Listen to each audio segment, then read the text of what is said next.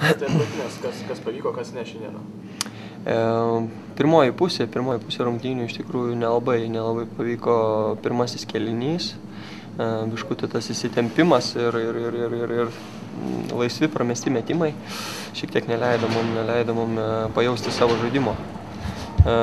Bet sutvarkius gynybą, pataikius keletą metimų iš po krepšio su bauda, ta prasme truputėlį davė mum tą tokį emocinį pakilimą ir tada išlyginom tą žaidimo tempą ir įgavom šiek tiek to tokio pasitikėjimo. Na, antroji pusėje, ta prasme, gera gynyba, komandiniai veiksmai ir leido susikrauti pergalingą pranašumą. Tai kokį įspūdį šiaip paliko pati Spartak komanda? Šiaip stipri komanda, taigi visi žino, kad dar nebuvo pralaimėję šiemet ir VTB ir ULEB taurėje. Tikrai stipri komanda, stiprų žaidėjai ir patys matėt.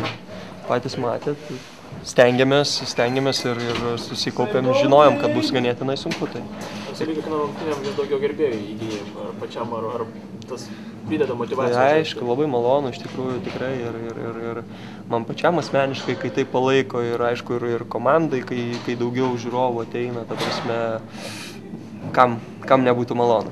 Man taip pat malonu. Kokį įspūdį paliko trečioji misijos įbūti pavaryk dalis? Gerą įspūdį, visos dalis geras. Tikėsimės bus pratęsimas.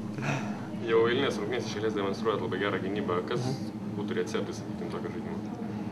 Tai turbūt darbas treniruotėse, tai tikrai treniruotėse atidirbinėjam komandinius veiksmus ir gynyboje, ir puolime, ir, kaip sakoma, viskas atidirbama treniruotėse.